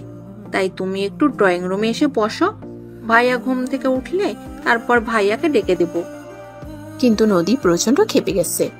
কারোর কোনো কথাই সে এই মুহূর্তে শুনবে না, তাই সে চিৎকার দিয়ে রিয়াকে বলে উঠল, আমি কোনো কথা শুনতে চাই না। ঘুম থেকে উঠলে তাড়াতাড়ি খুব বেশি ক্ষতি হয়ে যায়, তাহলে হয়ে যাক, তাতে আমার কিছুই যায় আসে না, কিন্তু আমি এক্ষুনি তার সঙ্গে কথা বলবো। তুমি তাকে ঘুম থেকে ডেকে দাও। কিন্তু আপু, আমি বললাম না, আমি কোনো কিন্তু শুনতে চাই না। আমি এক্ষুনি সাগরের সঙ্গে কথা বলতে চাই। তুমি সাগরকে ডেকে দিবে কিনা আমি সেটাই জানতে চাইছি। ঠিক আছে, তুমি এখানে বসো, আমি ভাইয়াকে ডেকে দিচ্ছি। এই ভাইয়া, ভাইয়া, নদী আপু তোর সঙ্গে দেখা করতে এসেছে। আর এইসব তুই কি বলছিস? তোর কি মাথা খারাপ হয়ে গেছে নাকি? নদী তো আমাদের বাড়ি ঠিকানাই যেন না, তাহলে আমাদের বাড়িতে আসবে কিভাবে? নিশি আপু নদী আপুকে আমাদের বাড়িতে নিয়ে এসেছে। আমি জানি না তারা কিভাবে আমাদের বাড়ির ঠিকানা জানলো। তবে তুই হয়তো একটা ব্যাপার ভুলে গেছিস। নিশি আপু গতকাল আমাদের বাড়িতে এসেছিল আমার বার্থডে অনুষ্ঠানে। হায় আল্লাহ, এখন কি হবে? আমি তো সেটাই ভাবতে পারছি না। নদীকে কিভাবে সামলাবো, এটা ভাবতেই তো আমার মাথায় আকাশ ভেঙে পড়ছে। নদী তো এখন আমার কোনো কথাই বিশ্বাস করবে না। এমনকি এটাও হতে পারে যে সে আমাকে রিজেক্ট করে চলে যাবে। আমি জানি না কিছু, তুই যা করবি চিন্তা ভাবনা করে করিস। নদী আপুর সঙ্গে ঠান্ডা মাথায় কথা বলো, আর সবকিছু বুঝিয়ে বলো। কিন্তু কিভাবে কি বলবো সেটাই তো ভেবে পাচ্ছি না, কারণ নদী প্রচণ্ড রাগী মেয়ে মানুষ। সে খেপে গেলে তাকে কোনোভাবেই শান্ত করা যায় না, তাই তো খুব ভয় লাগছে। কিছুই হবে না ভাইয়া, সে যদি সত্যি তোকে ভালোবেসে থাকে তাহলে সে তোকে যে কোনো পরিস্থিতিতে যে কোনো অবস্থায় নিজের করে নেবে। কিন্তু সে যদি তোকে সত্যি ভালো না বাসে তাহলে তো সে ঝামেলা করবেই। আগে তুই নদী আপুর সম্মুখীন হ, আর তার মনের কথা বোঝার চেষ্টা কর তারপর যা হয় হবে। সাগর তখন আস্তে আস্তে সিঁড়ি দিয়ে নিচে নেমে আসলো। নদী এদিকে রেগে আগুন হয়ে বসে আছে। সাগর নদীর সামনে এসে দাঁড়ালো আর আস্তে আস্তে বলল, নদী তুমি এখানে? তার আগে তুমি আমাকে এটা বলো যে তুমি আমাকে মিথ্যে কথা কেন বলছো? এতদিন ধরে আমাকে মিথ্যের মধ্যে বসবাস করিয়েছো কেন? তুমি আমার সঙ্গে সত্য কথা বলনি। নদী প্লিজ তুমি তোমার মাথাটা ঠান্ডা করো আর আমাকে কিছু বলতে দাও। দেখো এমনিতেই মেজাজ খারাপ হয়ে আছে, তুই আমার সঙ্গে আর কোনো কথা বলিস না। তুই এতদিন আমার সঙ্গে মিথ্যে কথা কেন বলেছিস? আমি শুধু সেটাই জানতে চাইছি। তারপর আমি তার সঙ্গে আর কোনো কথা বলবো না। দেখো নদী, প্রথমত তোমাকে আমি বলেইছিলাম তোমাকে আমি অনেক আগে থেকেই পছন্দ করতাম, কিন্তু বলার সাহস হয়ে ওঠেনি, কারণ তুমি কোটিপতি বাবার একমাত্র মেয়ে, তার উপর আবার আমার সাথে বয়সের সিনিয়র। তোমাকে বলার মতো সাহস আমার ছিল না। এসব ফালতু পেঁচাল বাদ দিয়ে তুই আমাকে এটা বল, কেন তুই আমাকে এতদিন মিথ্যা কথা বলেছিস? তুই কেন আমাকে বলিসনি রুহান আঙ্কেল তোর বাবা? আমি আমার বাবার পরিচয় তোমার কাছে দিতে চাইনি। তাছাড়া তুমি আমার চাইতে বয়সের সিনিয়র, এটা যদি কাউকে বলতাম তাহলে হয়তো কেউ আমাকে এ ব্যাপারে কোনো সহযোগিতা করতো না, কারণ একটা সিনিয়র মেয়ের সঙ্গে কোনো দিনই একটা জুনিয়র ছেলের সম্পর্ক হতে পারে না। তাই বলে তুই আমার সঙ্গে এভাবে মিথ্যা কথা বলবি? এত বড় প্রতারণা করলি আমার সঙ্গে? এইভাবে ধোকা দেওয়ার কি খুব বেশি প্রয়োজন ছিল? বিলিভ মি, আমি তোমাকে ধোকা দিতে চাইনি। আমি তোমাকে সত্যি ভালোবাসি, আর যা কিছু করেছি তোমাকে নিজের করে পাওয়ার জন্যই করেছি। প্লিজ তুমি আমাকে ভুল বুঝো না। তুমি খুব ভালো করে জানো মিথ্যা বলা আমার একদমই পছন্দ না। সবকিছু জেনে শুনেও কেন মিথ্যা বলেছো দিনের পর দিন আমাকে? তোমাকে মিথ্যে বলার জন্য সরি। প্লিজ আমাকে এই শেষবারের মতো ক্ষমা করে দাও, আর কখনোই তোমার সঙ্গে মিথ্যে কথা বলবো না। আমি তোমাকে ক্ষমা করতে পারি এক শর্তে, তুমি এখন আমার সঙ্গে বাইরে যাবে। তারপর আমি তোমাকে যেটা করতে বলবো তুমি সেটাই করবে। বলো, রাজি আছো? কি করতে হবে সেটা তো আগে বলো, তারপর ভেবে দেখি। এত চিন্তা ভাবনা করার মতো সময় আমার হাতে নেই। তোমাকে যেটা বলেছি তুমি যদি সেটা করতে রাজি হও তাহলে আমি তোমার সঙ্গে কথা বলবো, আর না হলে আমি এখন এই মুহূর্তে এখান থেকে তোমার সঙ্গে সকল সম্পর্ক শেষ করে চলে যাব। তুমি এমন পাগলের মতো কথা বলছো কেন? জানো তোমাকে আমি কতটা ভালোবাসি, তারপরও কেন এরকম করছো? প্লিজ তুমি শান্ত হও। তুমি এখন আমার সঙ্গে যাবে কি যাবে না সেটাই জানতে চাইছি, আর আমি তোমাকে যেটা করতে বলবো সেটা করবে কি করবে না। প্রিয়া তখন সাগরের কানে কানে বলতে লাগলো, ভাইয়া তুই নদী আপুর কথা মেনে নে, কারণ তুই তো নদী আপুকে ভালোবাসিস। তাই সে যেটা বলে এটাই কর। সে তো আর তোকে মেরে ফেলবে না, তাই এত চিন্তা করার কি আছে? আচ্ছা ঠিক আছে, তুমি যা বলবে আমি তাই করব। তাহলে এক্ষুনি তুমি আমার সঙ্গে চলো, যা বলার থাকে বাইরে গিয়ে বলবো। এই বলে নদী সাগরকে নিয়ে বাসা থেকে বের হয়। তারপর একটা কাজে অফিসের সামনে এনে গাড়ি দাঁড় করায়। এটা দেখে সাগর নদীকে প্রশ্ন করলো, আমরা এখানে কেন এসেছি? সেটা তুমি ভেতরে গেলেই বুঝতে পারবে। এখন কেন আমাকে প্রশ্ন করছো? চুপচাপ কোনো কথা না বলে আমার সঙ্গে ভেতরে চলো। সাগর তখন আর কোনো কথাই বলল না, চুপচাপ নদীর সঙ্গে কাজী অফিসের ভিতরে চলে আসলো। নদী ভিতরে এসে কাজী সাহেবকে বলল, আসসালামু আলাইকুম কাজী সাহেব, আপনাকে আমি ফোন করেছিলাম, সবকিছু ব্যবস্থা করেছেন? ও ম্যাডাম আপনি? হ্যাঁ আমি সবকিছু ঠিক করে রেখেছি, কিন্তু আপনাকে দেখে তো চেনা চেনা লাগছে। আপনি ব্যবসায়ী আজহার সাহেবের মেয়ে না? আমি কে আর কারণ নিয়ে আমার কি পরিচয় এত কিছু আপনার জানার কোনো প্রয়োজন নেই।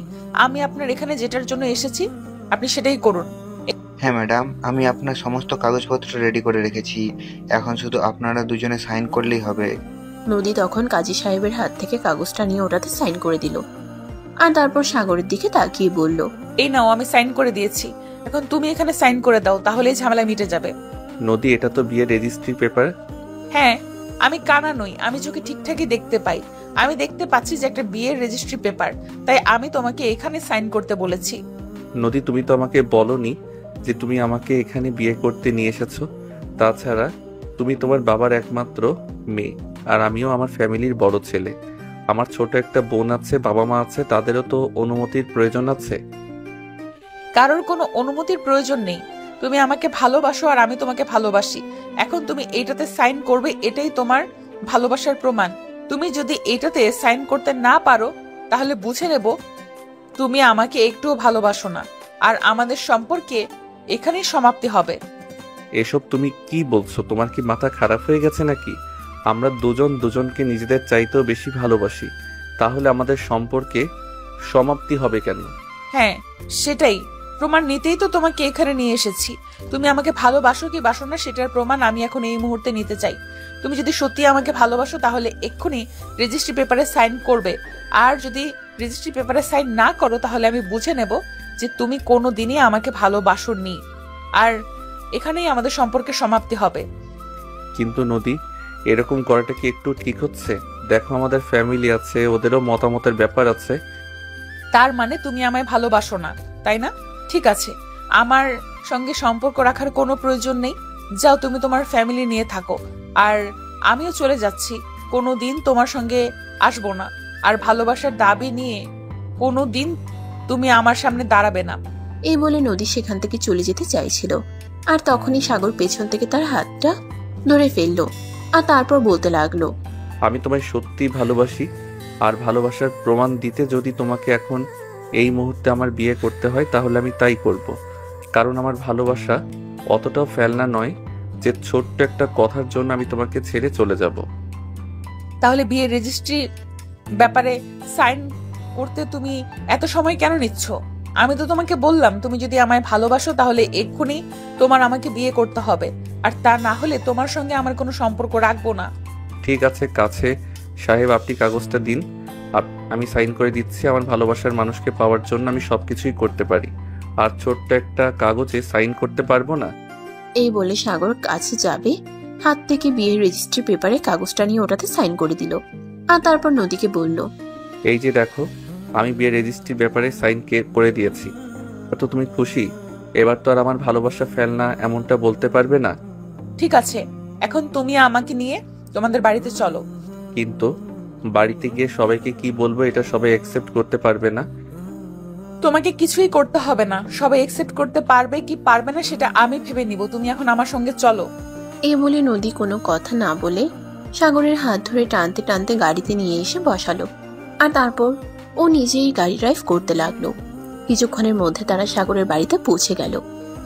এদিকে সবাই চিন্তিত মনে ড্রয়িং রুমে বসে আছে, কি হবে কেউ কিছু জানে না। ততক্ষণে সাগরের আব্বুও বাসায় চলে এসেছে। রাত তখন আনুমানিক 8টার কাছাকাছি বাজে। নদী বাড়ির দরজায় দাঁড়িয়ে কলিং বেল চাপ দিল।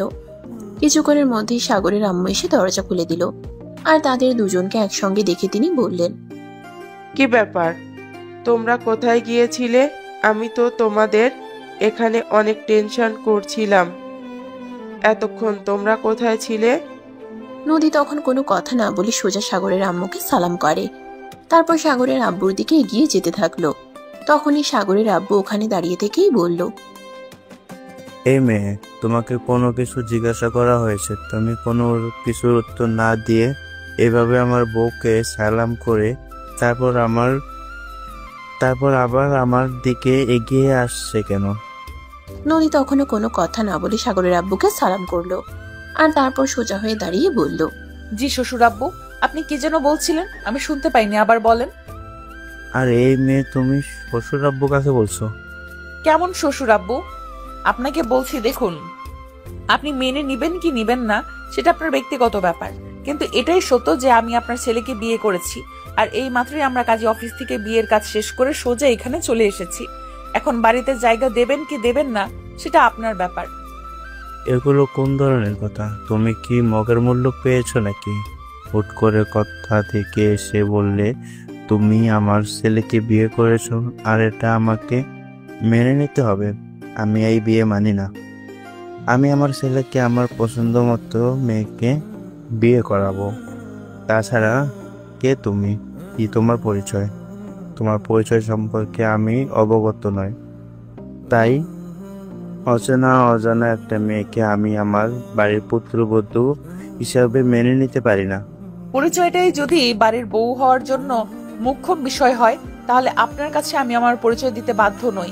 আপনি নিজেই খুঁজে নেবেন আমি কে আর কি আমার পরিচয়। আর হ্যাঁ শ্বশুরাব্বু, আপনাকে আরো একটা কথা বলছি, আমি কারোর কাছ থেকে অধিকারের আশা করি না। আমি আমার অধিকার আদায় করে নেই। তাই আমি এই বাড়িতে আমার বউয়ের অধিকার দিবেন কি দিবেন না সেটা আপনার ব্যাপার, কিন্তু আমি এই বাড়িতেই থাকবো। এ বলে নদী হনহন করে সেখান থেকে সোজা সাগরের রুমে চলে গেল। আর এদিকে সাগর বোকার মতো দাঁড়িয়ে দাঁড়িয়ে এতক্ষণ ধরে এসব কিছু দেখছে। নদী চলে যাওয়ার পর সাগরের আব্বু সাগরকে ধমক দিয়ে বলতে লাগলো, এগুলো কোন ধরনের সার্কাস শুরু হয়েছে? আমি তো কিছুই বুঝতে পারছি না। এসব সার্কাসের মানে কি আমি জানতে পারি? নদী তো সবকিছু নিজের মুখেই বলে গেছে, এখন তাহলে তুমি আমার কাছে জিজ্ঞাসা করছো কেন? তার মানে এই মেয়েটা যা বলে গেছে সব সত্যি? তুই বিয়ে করে নিয়েছিস, তুই আমার সঙ্গে রাগ করে চাকরি নিয়েছিস, সেটা না হয় বুঝলাম, কিন্তু তাই বলে এত বড় একটা সিদ্ধান্ত তুই নিজেই নিয়ে নিলি। আমি তোর বাবা, আমি এখনো বেঁচে আছি। তোর বিয়ের ব্যাপারে সিদ্ধান্ত নিতে হলে আমি নেব, কিন্তু তুই এভাবে হুটহাট করে এমন সিদ্ধান্ত নেওয়ার কারণটা কি? এতক্ষণ সবাই নীরব দর্শকের মতো সবকিছু দেখলেও নিশি তখন আর চুপ থাকতে পারল না। নিশি তখন সাগরের আব্বুকে উদ্দেশ্য করে বলল, আঙ্কেল আসলে সাগরের এখানে কোনো দোষ নেই। সাগর আর নদী নতুন দুজনকে ভালোবাসে। গতকাল আমি যখন রিয়ার বার্থডে পার্টিতে আপনাদের বাড়িতে আসি তখনই সাগরকে আমি দেখি, আর সেদিন নদীর সঙ্গে আমাদের ভার্সিটিতে দেখেছিলাম। নদী সাগরকে ভালোবাসে এটা আমি জানি, তাই নদীর সঙ্গে আমি এই ব্যাপারে কথা বলতে চাই, কিন্তু নদী মানতেই নারাজ যে সাগর আপনার ছেলে। সেটা প্রমাণ করার জন্য নদীকে আমি এখানে নিয়ে আসি, আর তারপর সাগর নদীকে এতদিন মিথ্যা বলেছে, এই জন্য নদী রেগে যায় আর সাগরকে নিয়ে সোজা কাজী অফিসে চলে যায়। তারপর যা হলো সবটা তো আপনি দেখতেই পেলেন। তার মানে তোমরা সবাই সবকিছু জানতে, কিন্তু আমার কাছে কিছুই বলনি। আচ্ছা, নিশ্চয়ই তুমি তো আমার বন্ধুর মেয়ে, তোমার কাছ থেকে কি আমি এটুকু আশা করতে পারিনি যে তুমি অন্তত আমাকে কিছু জানাবে? আই এম সরি আঙ্কেল আপনাকে কোনো কিছু জানাতে না পারার জন্য, কিন্তু আঙ্কেল আমরা সবাই এখানে উপস্থিত ছিলাম, এইরকম কোনো সময় ছিল না আপনাকে জানানোর, বা আমরা বুঝতেও পারিনি নিশি এরকম কিছু করে বসবে। আচ্ছা ঠিক আছে, এবার আমাকে বলো এই মেয়েটা কে আর মেয়েটার পরিচয় কি? আঙ্কেল নদীর পরিচয় জানলে আপনিও অবাক হবেন। আপনার মতো শহরের নামকরা 10 জন ব্যবসায়ীর মধ্যে একজন নদীর বাবা। মানে তুমি কি বলছো? আমি তো কিছুই বুঝতে পারছি না। এই মেয়েটার পরিচয়? আঙ্কেল নদী বিশিষ্ট ব্যবসায়ী আরাপ আঙ্কেলের মেয়ে। আরে এটা তুমি সত্যি বলছো তো? হ্যাঁ আঙ্কেল, আমি একদম সত্যি কথাই বলছি, আপনি নদীকে মেনে নিন। কিন্তু মেয়েটা তো আমার ছেলের চাইতে বয়সে বড়। আমার ছেলে অনার্স 3rd ইয়ারে পড়ে আর মেয়েটা ফাইনাল ইয়ারে। আঙ্কেল বয়স কোনো ব্যাপার না, ব্যাপার হলো ওরা দুজনকে ভালোবাসে। আপনি যদি ওদের সম্পর্ক মেনে নেন, নদী কিন্তু এই সম্পর্ক ছেড়ে কখনো চলে যাবে না, কারণ আপনি একটু হলে বুঝতে পারছেন নদী প্রচন্ড রাগে জেদি আর এক রুখে একটা মেয়ে। প্রয়োজন হলে সে সাগরকে জোর করে আপনাদের থেকে ছিনিয়ে নেবে, কিন্তু কখনো সাগরকে ছাড়বে না। ঠিক আছে, কোনো সমস্যা নেই, তুমি কোনো চিন্তা করো না। নদী আমার বাড়িতে আমার মায়ের মতনই থাকবে, তাকে কোনোদিনও আমি এটা বুঝতে দেব না সে শ্বশুরবাড়িতে আছে। তাহলে আমি আসি, কিন্তু একটা কথা আপনাকে বলে যাচ্ছি, আমাদের কিন্তু এই বিয়ে উপলক্ষে পার্টি চাই। ঠিক আছে, সমস্যা নেই, আমার ছেলের বিয়ে বলে কথা, বিশাল পাউডার, সবাই অনেক আনন্দ করতে পারবে ওখানে। এরপর আরো বেশ কিছু কথা বলে নিশি তার বাসায় চলে গেল। আর এদিকে সাগরের বাসায়ও সবাই খাওয়া দাওয়া করে নিজেদের মতো ঘুমিয়ে গেছে। এদিকে রিয়া সাগরের রুমটা অনেক সুন্দর করে সাজিয়ে দিয়েছে। হাজার হোক, সাগরের আজ বাসরাত বলে কথা। এদিকে রিয়া সাগরের সাজিয়ে দিয়ে তারপর রুম থেকে বের হয়ে চলে গেছে। আর এদিকে কিছুক্ষণের মধ্যে সাগর রুমে আসলো নদীর জন্য স্পেশাল একটা গিফট নিয়ে। আসলে তাদের বাসরাত বলে কথা, বিয়েতে তো নদীকে কোনো কিছুই দেওয়া হলো না, তবে এখন তো তাকে স্পেশাল কিছুই চাই। এদিকে নদী বসে থাকতে থাকতে একদম অধৈর্য হয়ে গেছে। সাগর রুমে আসতে এসে বিছানা থেকে নেমে বলতে লাগলো, কি ব্যাপার, তুমি কোথায় চলে গিয়েছিলে? আমি সেই কখন থেকে তোমার জন্য অপেক্ষা করছি। বিয়ে করা নতুন বউকে ঘরে রেখে এইভাবে এতক্ষণ কেউ বাইরে থাকে? বিয়েতে তো তোমাকে কিছুই দিতে পারলাম না, হুট করে বিয়েটা হয়ে গেল। তাই এখন তোমার জন্য একটি স্পেশাল গিফট আনতে গেছিলাম। এই নাও তোমারই গিফট, তবে এটা এখন আনবক্স করবে না, কাল সকালে। ঠিক আছে, এখন এই যে এতক্ষণ ধরে একটা শুভ সময়ের জন্য অপেক্ষা করছি, আর এই শুভ সময়টাকে এতটা ওয়েস্ট করা কি ঠিক হলো? আই এম সরি ম্যাডাম, তবে চিন্তার কোনো কারণ নেই, আমি সবটা আপনাকে সুদে আসলে পুষিয়ে দেব। ও তাই নাকি? তাহলে আমিও দেখি তুমি কতটা সুদে আসলে সে দিতে পারো। সাগর তখনই আর কোনো কথা না বলে নদীকে নিজের কাছে টেনে নিল, আর নদীর কপালে আলতো করে ভালোবাসার একটা পরশ এঁকে দিয়ে নদীকে নিয়ে সোজা বিছানায় চলে গেল। এটা দেখে নদী বলতে লাগলো, কি ব্যাপার, তুমি আমাকে নিয়ে বিছানায় চলে আসলে কেন? তোমার সঙ্গে ভালোবাসার আদান প্রদান করব, তাই চলো শুরু করা যাক। এই বলে সাগর নদীকে আরো কাছে টেনে নিল, আর নদীর গলার নিচে কিস করতে শুরু করলো। নদী সাগরের ছোঁয়া পেয়ে অনেকটা শিহরিত হয়ে গেল। এই প্রথমবার কোনো ছেলে মানুষ তাকে স্পর্শ করেছে। তার সারা শরীর নাড়া দিয়ে উঠল। এটা দেখে সাগর বলতে লাগলো, কি হলো, তুমি এরকম কাঁপছো কেন? ভয় পাচ্ছ নাকি? না, ভয় পাবো কেন? তবে আমার কেমন জানি একটা অনুভূতি হচ্ছে, জীবনে প্রথমবার কোনো ছেলে মানুষের স্পর্শ পেলাম তো তাই। হ্যাঁ, তাই বলে কি এরকম করতে হবে নাকি? আমি তো আর তোমার অপরিচিত কেউ নই, আমি তো তোমার ভালোবাসার মানুষ। তোমার সঙ্গে এতদিন ধরে সম্পর্কে আছি। হ্যাঁ, এটা ঠিক যে আমরা দুজন দুজনের সঙ্গে অনেকদিন ধরেই সম্পর্কে আছি, কিন্তু আমাদের মধ্যে তো সেরকম একটা গভীর সম্পর্ক কখনোই হয়নি, যেরকমটা 10টা প্রেমিক প্রেমিকার মধ্যে হয়ে থাকে। কারণ আমি চেয়েছিলাম আমার ভালোবাসার মানুষ, আমি যাকে বিয়ে করব তাকে বাসর রাতেই আমি আমার সতীত্ব বিলিয়ে দিব।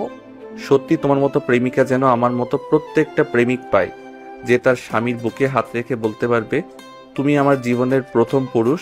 তুমি ছাড়া অন্য কোনো পুরুষ আমাকে আজ পর্যন্ত স্পর্শ করতে পারেনি। এখন কি এইসব কথা বলে আরো সময় নষ্ট করবে? না মহারানী, আর কোনো সময় নষ্ট করব না। এই বলে সাগর নদীকে নিজের আরো কাছে টেনে নিল, আর তারপর নদীর সারা শরীরে কিস করতে থাকলো। এদিকে নদী উত্তেজনায় অস্থির হয়ে যাচ্ছে। সাগর নদীকে আরো উত্তেজিত করতে চাইছিল। সাগর দেখতে চাইছিল বেশি উত্তেজিত হলে নদী কি করে, তাই সে নদীর সারা শরীরে আরো ভালোবাসার আলিঙ্গন করতে থাকলো। আর কিছুক্ষণ পরেই দুজন ভালোবাসার মহাসমুদ্রে ডুবে গেল। সারা রাত চলল তাদের ভালোবাসার আদান প্রদান পর্ব। ফজরের আজান দিয়ে দিলে দুজনে ফ্রেশ হয়ে তারপর ঘুমিয়ে পড়ল। পরদিন সকাল 10টার দিকে নদীর ঘুম ভাঙল কারো চিৎকার চেঁচামেচির আওয়াজে। নদীর চিৎকারের আওয়াজ শুনে ড্রয়িং রুমে এসে উপস্থিত হলো। ড্রয়িং রুমে এসে নদী দেখতে পেল তার আব্বু সাগরের আব্বুর সঙ্গে চিৎকার চেঁচামেচি করে কথা বলছে। রুহান, তোমার ছেলের এত বড় সাহস, এটা আমি ভাবতেও পারিনি। আমার মেয়েকে মিথ্যা কথা বলে ভালোবাসার ফাঁদে ফেলে বিয়ে করবে। আমার ছেলে তোমার মেয়েকে ফাঁদে ফেলেনি, তোমার মেয়ে নিজে এখানে এসেছে। আমার কথা বিশ্বাস না হলে আমি তোমার মেয়েকে ডেকে দিচ্ছি, তুমি নিজে জিজ্ঞাসা করে নাও। নদী তখন সিঁড়ি দিয়ে নামছিল, আর তাদের কথা শুনতে পেয়ে বলতে লাগলো, হ্যাঁ আব্বু, আমার শ্বশুর আব্বু একদম ঠিক কথাই বলেছে। আমি নিজের ইচ্ছায় এখানে এসেছি, আর সাগরকে আমি ভালোবাসি। তাছাড়া আর আমার সম্পর্ক মেনে নিতে তোমার এত সমস্যা কোথায়? তুমিও শহরের নামকরা 10 জন ব্যবসায়ীদের মধ্যে একজন, আর আমার শ্বশুর আব্বু শহরের নামকরা 10 জন ব্যবসায়ীদের মধ্যে একজন। তাহলে তো সামনে সামনে সম্পর্ক হলো, সমানে সমানে সম্পর্ক হলো, তাহলে তো আর কোনো সমস্যা হওয়ার কথা নয়। হ্যাঁ, কিন্তু তুমি আমাকে না জানিয়ে এইভাবে হুটহাট বিয়ে করার কিন্তু তুমি আমাকে না জানিয়ে এইভাবে হুটহাট করে বিয়ের সিদ্ধান্ত নিয়ে নিলে, এটা তো আমি ভাবতেই পারছি না। তুমি আমার একমাত্র মেয়ে, তোমার লাইফের সিদ্ধান্ত নিয়ে আমাকেও তো ভাবতে হবে, তার নয় কি? আব্বু, আমি তো ভুল সিদ্ধান্ত নেইনি আর ভুল কিছু করিনি, তাহলে এত ভাবতে হবে কেন? আমি তো আমার লাইফের সঠিক মানুষটাকেই পারচেজ করেছি, তাহলে এত কথা বলার কি আছে? তুমি যদি এখন এটা বলো যে তুমি আমার আর সাগরের সম্পর্ক মেনে নিবে কিনা, আর যদি তুমি আমার আর সাগরের সম্পর্ক মেনে নিতে না পারো, তাহলে তুমি ভুলে যেও তোমার কোনো সন্তান ছিল, কারণ তোমার জন্য আমি কখনোই সাগরকে ছেড়ে আসতে পারবো না, বিকজ আই লাভ হিম। আমি তোমাকে কোনোদিনও এই কথায় সাপোর্ট করব না, কারণ সাগর যেমন আমাদের সন্তান, তোমার বাবার তুমি একমাত্র সন্তান। আমি যেমন আমার 2টা সন্তানকে আদর স্নেহ ভালোবাসা দিয়ে বড় করেছি, ঠিক তেমনি তোমার বাবাও তোমার পিছনে ততটাই শ্রম ঘাম দিয়েছেন। তাই আমি বলবো তোমার বাবারও অধিকার আছে তোমার যে কোনো ব্যাপারে সিদ্ধান্ত নেওয়ার। যদি তোমার বাবা এই সম্পর্ক মেনে না নেয় তাহলে আমারও মেনে নেওয়া কোনো প্রশ্নই ওঠে না, কারণ সম্পর্ক দুই ফ্যামিলির সিদ্ধান্ত হওয়া উচিত। কিন্তু শ্বশুর আব্বু, আমি তো আপনাকে আগেই বলে দিয়েছি, আপনি যদি আমাদের এই সম্পর্ক মেনে নিতে না নেন তাহলে আমি আপনার ছেলেকে নিয়ে অন্যত্র চলে যাওয়ার চেষ্টা করব, কারণ আমি কারোর জন্যই আমার ভালোবাসার বলিদান দেব না, সেটা হোক আপনি কিংবা আমার বাবা। ঠিক আছে, তোমাদের কারোর জন্য কাউকে ছাড়তে হবে না। আমি তোমাদের সম্পর্ক মেনে নিলাম, তবে আমি আগামীকাল তোমাদের বিয়ের জন্য বিশাল এক পার্টির আয়োজন করতে চাই, যেখানে উপস্থিত থাকবে শহরের গণ্যমান্য ব্যক্তিবর্গ থেকে শুরু করে সকলেই। তাহলে তো ভালোই হলো, আর কোনো ঝামেলাই রইল না। আমরা সবাই মিলে অনেক আনন্দ উল্লাস করব। যদিও আগে ভেবেছিলাম আমার ছেলের বিয়েতে বিশাল পার্টি আর রিসেপশন করব, কিন্তু ছেলে তো হুট করে বিয়ে করে বউ নিয়ে চলে আসলো, তাই মনটা একটু ভেঙে গিয়েছিল। কিন্তু এখন যখন আমার বিআই মশাই আমার পুত্রবধূ আর পুত্রকে মেনে নিয়েছে, তাহলে তো আর অনুষ্ঠান করতে কোনো ঝামেলা নেই। সবাই মিলে অনেক আনন্দ উল্লাস করব। এরপর দুই বেয়াই মিলে ড্রয়িং রুমে বসে গল্প করতে থাকলো, আর এদিকে নদী চলে গেল শাশুড়ি মায়ের সঙ্গে রান্নার কাজে সাহায্য করতে। তারপর দুজনে রান্না বান্না শেষ করে সবাই মিলে ডাইনিং টেবিলে একসঙ্গে বসে খাবার খেলো। আর তারপর নদীর আব্বু নদীর শ্বশুরবাড়ি সকলের কাছ থেকে বিদায় নিয়ে নিজের বাড়িতে চলে গেল। তখন সকাল আনুমানিক 11টা বাজে। সাগরের আব্বু অফিসের ম্যানেজারকে ফোন দিয়ে বলল, আমাদের অফিস 2 দিনের জন্য পুরোপুরি বন্ধ রাখুন। আজ আমার ছেলের গায়ে হলুদ হবে, আর কাল সকালেই তাদের বিয়ে, রিসেপশন পার্টি হবে। সেখানে অফিসের সবাইকে ইনভাইট করবেন। আমি চাই আমার ছেলের বিয়ের অনুষ্ঠানে অফিসের পিএ থেকে শুরু করে সবাই আসুক। ঠিক আছে স্যার, কোনো সমস্যা নেই। আমি আপনার পক্ষ থেকে সবার উদ্দেশ্যে একটা অ্যানাউন্স করে দেব। অতঃপর সাগরের আব্বু তার রিলেটিভ সবাইকে ফোনে ইনভাইট করলো, কারণ বিয়েটা খুব তাড়াতাড়ি হয়ে যাচ্ছে। এই মুহূর্তে কার্ড ছাপানো, কার্ড দিয়ে সবাইকে দাওয়াত দেওয়া সেটা পসিবল নয়। যাই হোক, দুপুর হতে না হতেই বাড়িতে আয়োজন শুরু হয়ে গেল। ডেকোরেশনের লোকজন এসেছে, সবাই বাড়িটাকে অনেক সুন্দর করে সাজিয়ে দিল। দুপুর 2টা বাজতে না বাজতেই পার্লার থেকে মেয়েরা সাজাতে চলে আসলো নদীর রুমে। পার্লারের 2টা মেয়ে নদীকে অনেক সুন্দর করে সাজাচ্ছে। আর তখনই রিয়া এসে উপস্থিত হলো, আর নদীকে উদ্দেশ্য করে বলতে লাগলো, ভাবি, তোমাকে এত সাজতে হবে না, তুমি এমনিতেই সুন্দর।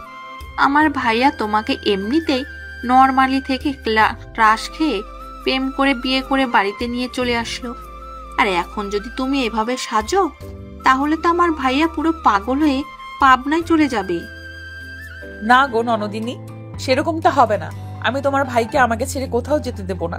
সে যদি পাগল হয়ে যায় তারপরও তাকে আমি আমার সঙ্গে সংসার করতে হবে, আর যদি পাগলা গারোতেও যেতে হয় তবুও সেখানে আমাকে নিয়ে যেতে হবে।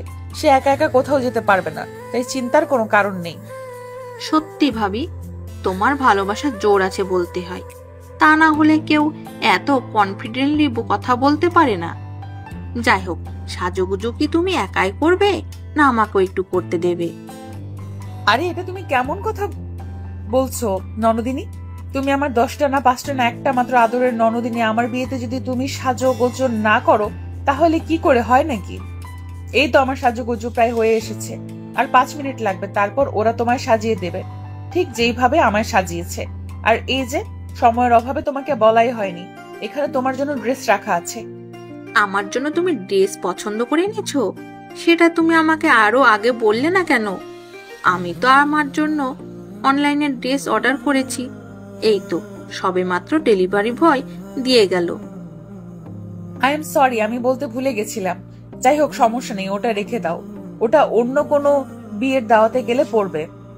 এখন আমি যেটা এনেছি সেটাই পরো। ঠিক আছে ভাবি, কোনো সমস্যা নেই। Thank you for gift this dress. আচ্ছা ঠিক আছে, এখন যাও তাড়াতাড়ি ড্রেস চেঞ্জ করে আসো। এরপর মেয়েগুলো তোমাকে সাজাবে। রিয়া তখন আর কোনো কথা না বলে ড্রেস নিয়ে সোজা ওয়াশরুমে ঢুকে গেল। তারপর ড্রেস চেঞ্জ করে নদীর রুমে চলে আসলো। আর তারপর পার্লারের মেয়েগুলো রিয়াকেও অনেক সুন্দর করে সাজিয়ে দিল। আর এরপর দেখতে দেখতেই হলুদের অনুষ্ঠানও খুব ভালোভাবেই শেষ হয়ে গেল। সবাই অনেক আনন্দ উল্লাস করলো। এর পরের দিন সকাল হতে না হতেই বাড়িতে মেহমানের আনাগোনা শুরু হয়ে গেছে। দূর দূরান্ত থেকে অনেক মেহমান চলে এসেছে গতকাল রাতেই। বাড়িটা দেখেই মনে হচ্ছে বিশাল কিছু একটা অ্যারেঞ্জ করা হয়েছে, আর হবে নাই বা কেন। ঢাকা শহরে 10 জন নামকরা ব্যবসায়ীর মধ্যে 2 জনের ছেলে মেয়ের একসঙ্গে বিয়ে হচ্ছে। এটা তো সবাইকে মনে রাখতেই হবে, তাই না কি? যাই হোক, দেখতে দেখতে বিয়ের সমস্ত আয়োজন শেষ হয়ে গেল। আর এদিকে নদীর আব্বু আরো একবার খুশি মনে সাগরের হাতে নদীকে তুলে দিল।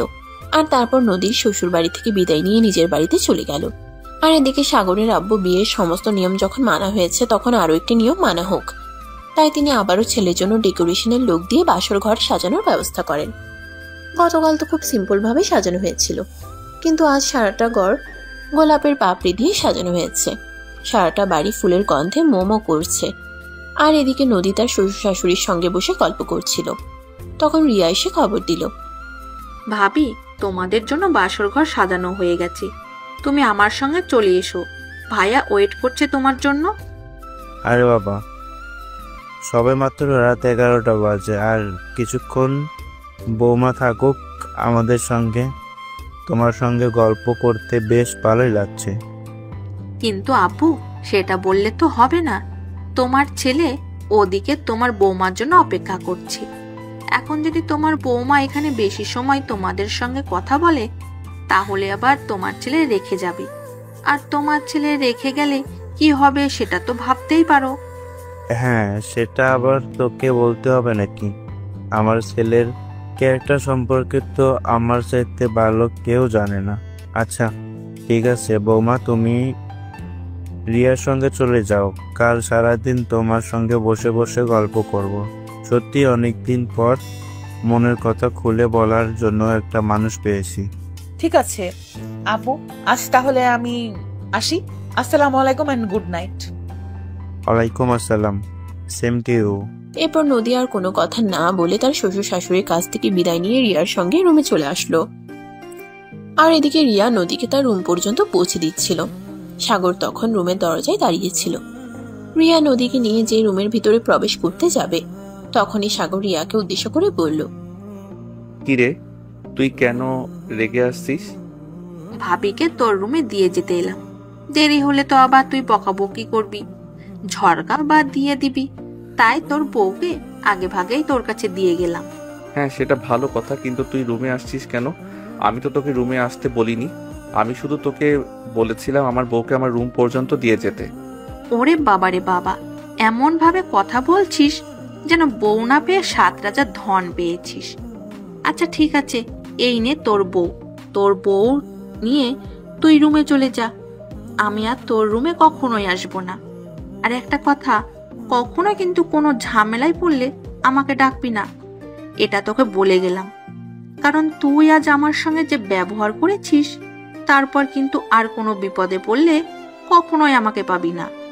আচ্ছা ঠিক আছে, আমি কোনোদিন কোনো বিপদে পড়লে তোকে কোনোদিনও ডাকবো না।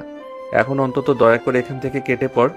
আমি আর তোকে সহ্য করতে পারছি না, কারণ এখন আমি আমার বউয়ের সঙ্গে পার্সোনাল টাইম স্পেন্ড করব। হ্যাঁ রে ভাই, তুই তাই কর, এই নে তোর বউ। এ কথা বলে রিয়া নদীকে রুমের ভিতরে পৌঁছে দিয়ে তারপর সেখান থেকে চলে গেল। এদিকে নদী এটা দেখে হেসে কুটি হচ্ছে। আর সাগর তখন নদীকে উদ্দেশ্য করে বলতে লাগলো, কি ব্যাপার, তোমার আবার কি হলো? তুমি এভাবে পাগলের মতো হাসাহাসি করছো কেন? আমাদের ভাই বোনদের কাণ্ডটা দেখে হাসাহাসি না করে কোনো উপায় আছে নাকি? তোমার বোন তোমার বউকে তোমার রুম পর্যন্ত পৌঁছে দিল, সেখানে কোথায় তুমি তোমার বোনকে ধন্যবাদ জানাবে সেটা না করে তুমি তোমার বোনকে আরো রাগ দেখাচ্ছ। তো কি করব জানো, এই ফাজিল মেয়েটাকে আরো 1 ঘন্টা আগে আমি বলেছি আমার বউকে একটু কষ্ট করে আমার রুমের দিকে যা, কিন্তু সে আমার কথা না শুনে রুমে গিয়ে তার বয়ফ্রেন্ডের সঙ্গে কথা বলছিল। তো এখানে কি হয়েছে? ওর দোষটা কোথায়? তুমি যদি বিয়ে করে বাড়ি যাব নিয়ে আসতে পারো, একটা প্রেম করেছে, এতে তো সেরকম কোনো দোষ আমি দেখতে পাচ্ছি না, তাহলে তুমি ওকে বকাবকি করছো কেন? আরে ভাই, ওদের এখনো বিয়ে হয়নি, আমি বিয়ে করেছি, এখন আমার বউকে পাবার টাইম দেওয়া উচিত, কিন্তু ও আমার কথা না শুনে তার বয়ফ্রেন্ডের সঙ্গে কথা বলছিল, তাই দিয়েছি কানের নিচে 2টা। কি বলে তুমি রিয়াকে মেরেছো? এত বড় সাহস তোমার? রিয়া এখন বড় হয়েছে, তুমি ওর গায়ে হাত তুললে কেন?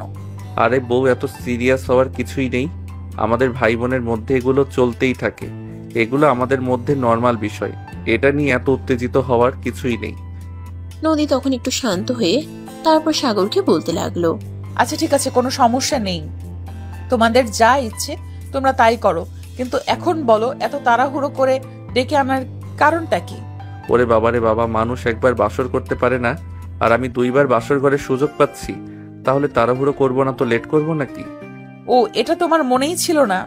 সত্যি এটা আমার মনে হয় পৃথিবীতে প্রথম কাপল যারা কিনা 2বার বাসর করার সুযোগ পাচ্ছি। হ্যাঁ, এখন চলো কথা না বাড়িয়ে সময়টা নষ্ট না করে এই সময়টাকে আমরা কাজে লাগাই। এই শোনো না, আমার না বাচ্চা খুব পছন্দ, আমি না মা হতে চাই। তাই বুঝি? আচ্ছা ঠিক আছে, তাহলে চলো আমরা খেলা শুরু করি, তা না হলে বাচ্চা কোথা থেকে আসবে? এই বলে সাগর নদীকে ভালোবাসার স্পর্শে কাছে টেনে নিল, আর তারপর দুজনের ভালোবাসায় হারিয়ে যেতে শুরু করলো। এভাবেই শুরু হলো তাদের দুষ্টু মিষ্টি একটা প্রেমের গল্প।